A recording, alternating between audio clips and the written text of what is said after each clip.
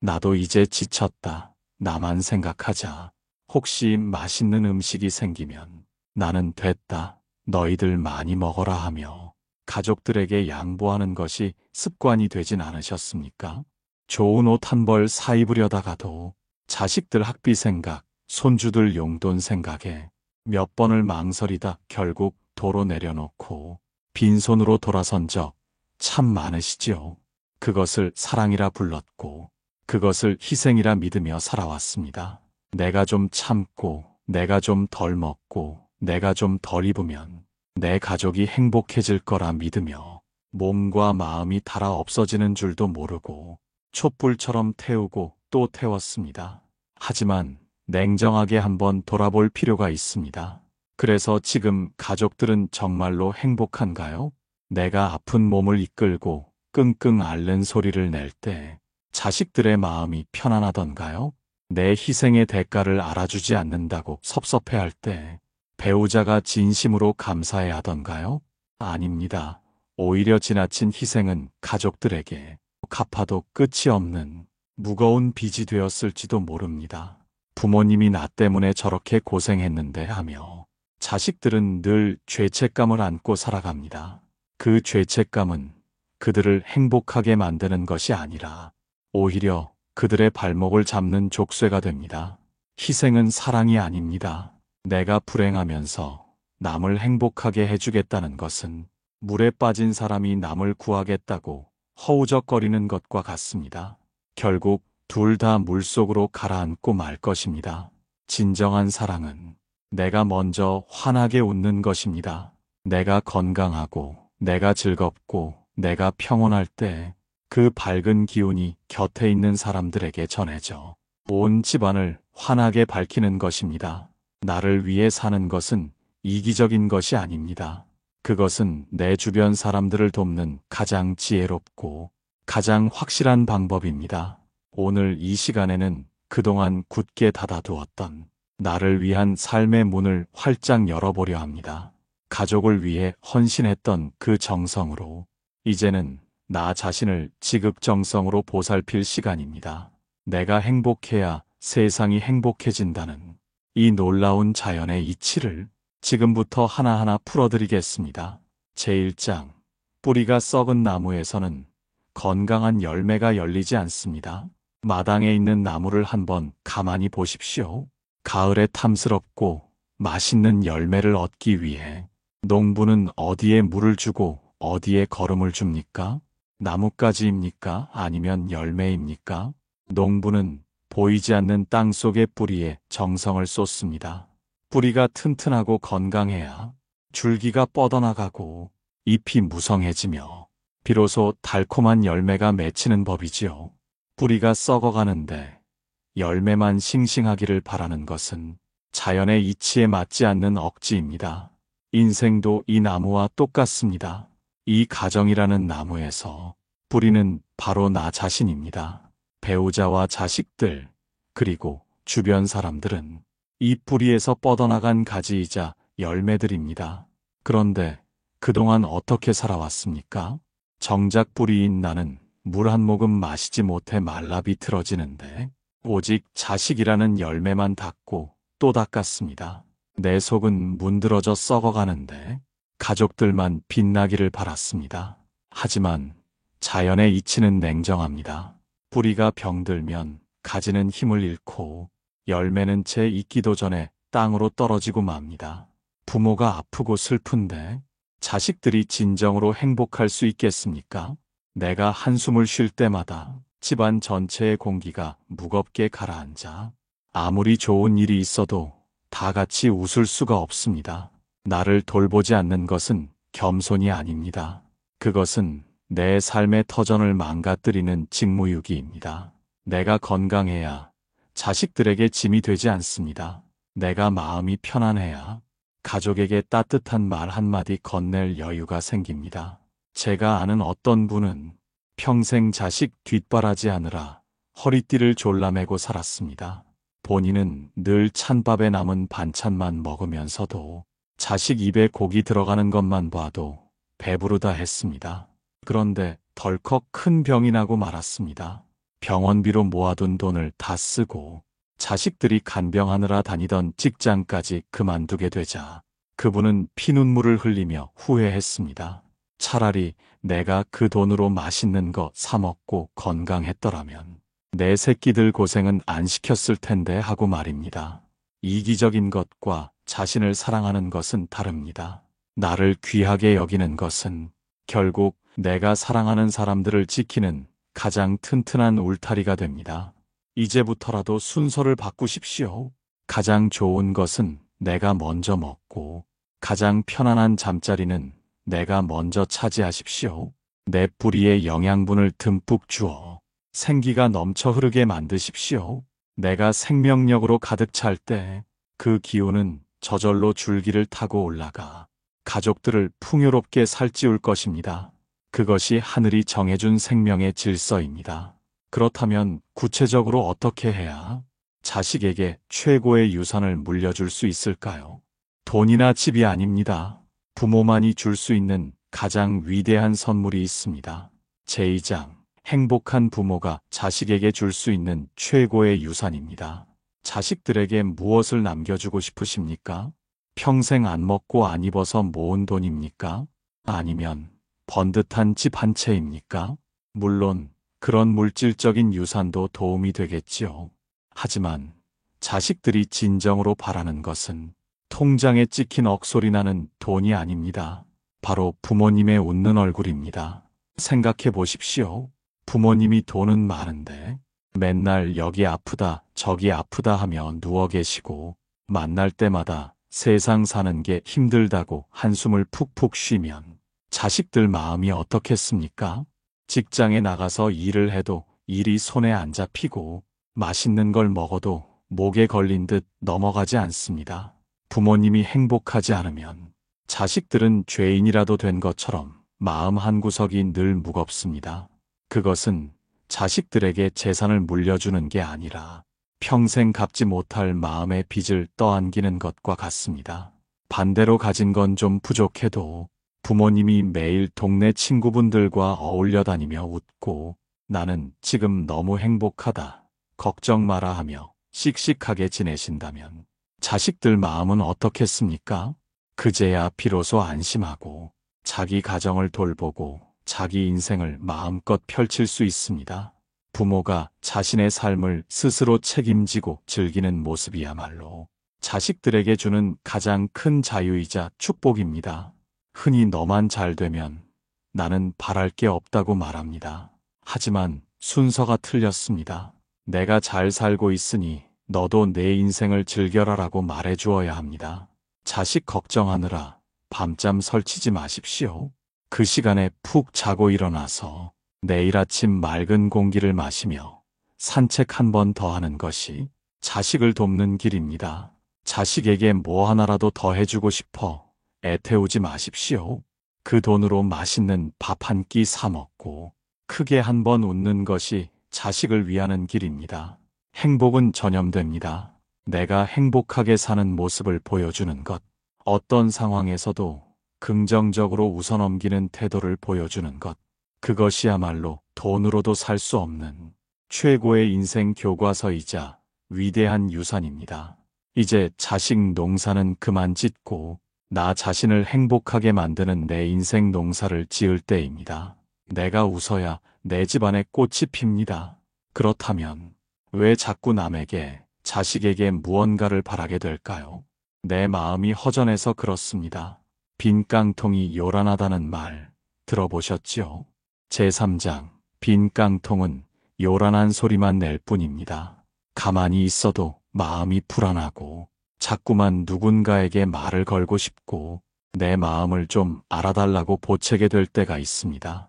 자식에게 전화를 걸어 왜 연락이 없냐 타박하고 배우자에게 나한테 어떻게 이럴 수 있냐 하고 화를 냅니다. 남들이 나를 대접해주지 않으면 무시당한 것 같아 견딜 수가 없습니다. 왜 자꾸 타인에게 바라고 왜 자꾸 서운한 마음이 드는 걸까요? 상대방이 나빠서가 아닙니다. 내 마음속이 텅 비어 있기 때문입니다. 길가에 굴러다니는 빈 깡통을 보십시오. 발로 툭 차면 요란한 소리를 내며 이리저리 굴러다닙니다. 속이 비어 있기에 작은 바람에도 흔들리고 작은 충격에도 시끄러운 소리를 냅니다. 하지만 물이 가득 찬 항아리는 어떻습니까? 발로 차도 꼼짝하지 않습니다. 소리도 나지 않습니다. 속이 꽉 차 있기에 묵직하고 고요합니다. 사람도 이와 같습니다. 내면이 사랑과 자존감으로 꽉 찬 사람은 남이 나를 알아주든 말든 상관하지 않습니다. 자식이 전화를 하든 안 하든 서운해하지 않습니다. 나는 이미 혼자서도 충분히 행복하고 충만하기 때문입니다. 반대로 내면이 빈곤한 사람은 자꾸만 밖에서 무언가를 채우려 합니다. 자식의 관심으로, 배우자의 칭찬으로, 남들의 인정으로 그 텅 빈 구멍을 메우려 합니다. 그래서 끊임없이 간섭하고 확인하고 요구합니다. 그것은 사랑이 아니라 관심 구걸입니다. 거지는 달라고 손을 내밀지만 주인은 넉넉해서 나누어 줍니다. 마음이 가난하면 평생 남의 눈치나 보는 거지가 되고, 마음이 부유하면 가만히 있어도 사람들이 모여드는 주인이 됩니다. 남을 돕고 싶다면 먼저 나 자신부터 가득 채워야 합니다. 내 잔이 넘쳐 흘러야 그 넘치는 물로 남의 목을 축여줄 수 있습니다. 내 잔은 바닥을 드러내고 있는데 누구를 돕고 누구를 사랑하겠습니까? 이제 남에게 향하던 시선을 거두어 나 자신의 내면을 들여다봐야 합니다. 구멍난 독에 물 붓듯 남의 관심만 갈구할 것이 아니라 스스로 나를 사랑하고 인정해 주어야 합니다. 혼자 밥을 먹어도 가장 예쁜 그릇에 담아 먹고, 혼자 산책을 해도 가장 편안한 옷을 입으십시오. 나 스스로를 대접할 때 비로소 마음의 깡통이 황금으로 채워지기 시작합니다. 그렇게 내가 꽉 차서 고요해질 때 비로소 세상과 타인을 향한 진짜 배려가 시작됩니다. 하지만 많은 사람들이 착각합니다. 남을 위해 참는 것이 배려라고 말입니다. 과연 그럴까요? 남의 기분을 맞추느라 내 속이 타들어가는 것은 배려가 아닙니다. 그것은 화병을 부르는 지름길일 뿐입니다. 제사장, 남의 기분을 맞추느라 내 등불을 끄지 마십시오. 평생을 참는 것이 미덕이라 배우며 살았습니다. 화가 나도 꾹 참고, 싫어도 좋은 척하고, 내 속이 문드러져도 겉으로는 웃어 보였습니다. 그래야 집안이 조용하고, 그래야 사람들이 나를 착한 사람이라 불러주었기 때문입니다. 하지만 남들의 기분을 맞추느라 정작 내 기분은 돌보지 못했습니다. 남의 비위를 맞추느라 내 마음의 등불은 서서히 꺼져가고 있었습니다. 좋은 게 좋은 거지 하며 넘겨버린 그 수많은 순간들이 사실은 가슴 속에 차곡차곡 쌓여 시커먼 숫덩이가 되어버렸습니다. 그것이 바로 화병입니다. 남을 배려한다고 했던 행동이 결국 나 자신을 태워 죽이는 불씨가 된 것입니다. 착한 사람이 되려 하지 마십시오. 세상이 말하는 착한 사람은 종종 거절하지 못하는 만만한 사람을 뜻합니다. 내가 무리해서 남의 부탁을 들어준다고 해서 상대방이 고마워할까요? 처음에는 고마워하다가도 나중에는 그것을 당연한 권리로 여깁니다. 그러다 한 번이라도 거절하면 오히려 나쁜 사람 취급을 받습니다. 이것은 남을 돕는 것이 아니라 상대방을 버릇없는 사람으로 만드는 일입니다. 진정한 배려는 내가 할 수 있는 것과 없는 것을 명확히 알려주는 것입니다.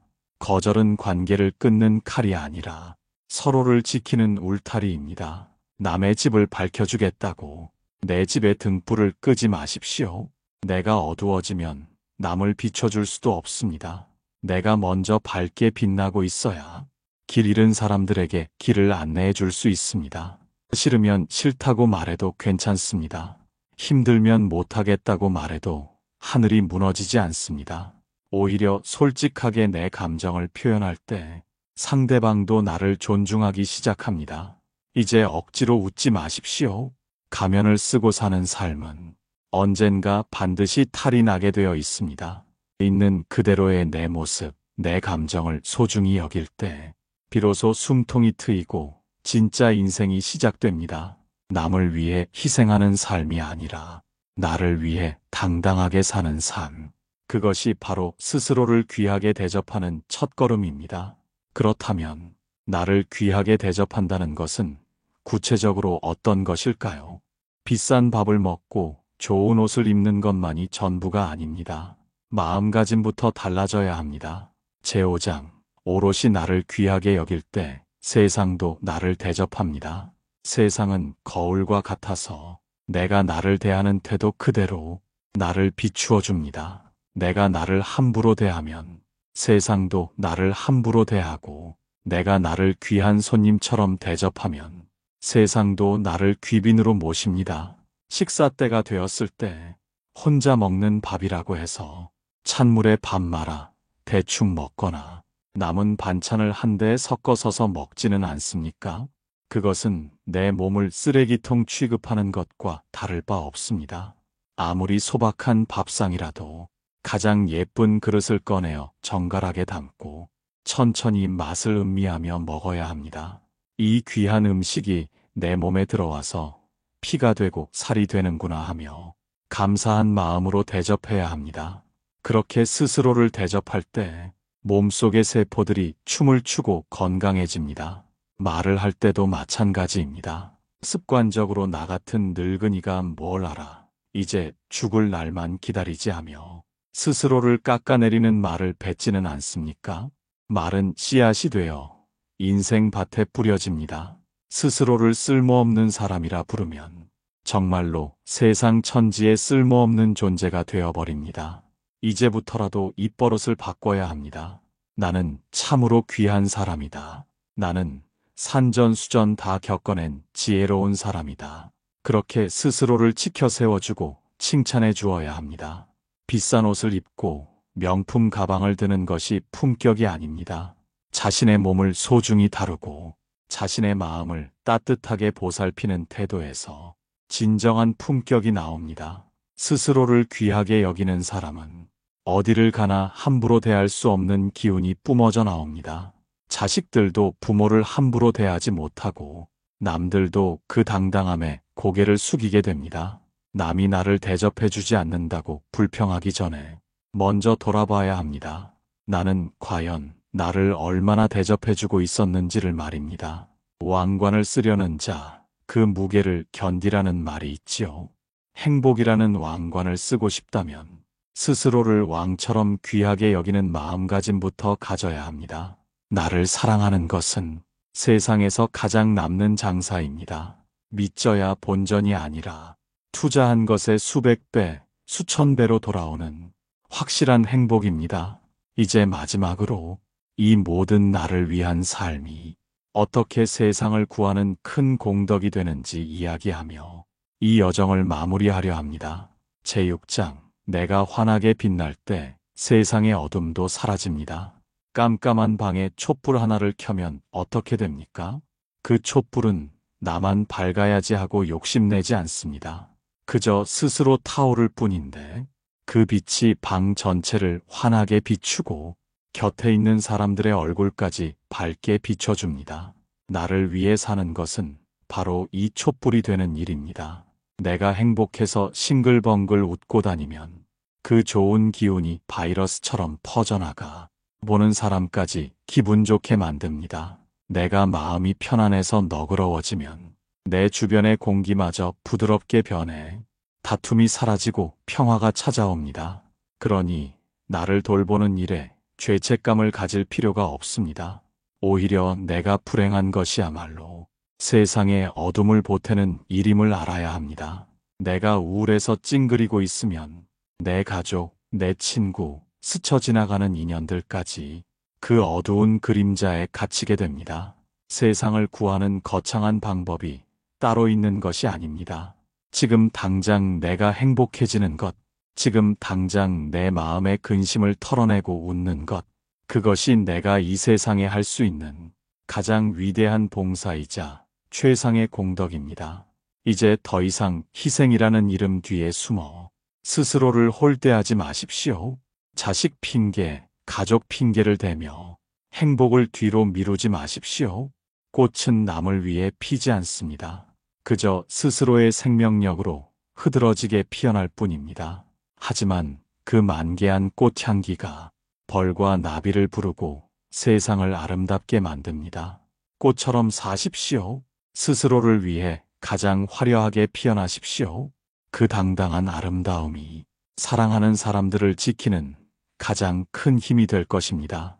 오늘부터는 눈치 보지 말고 마음껏 행복해지십시오. 마음껏 건강해지십시오. 그리고 마음껏 나 자신을 사랑하십시오. 그렇게 내가 환하게 빛날 때 세상의 모든 어둠도 저절로 물러갈 것입니다. 이 귀한 삶의 여정에 부처님의 자비와 하늘의 따뜻한 가피가 늘 함께하기를 간절히 축원합니다.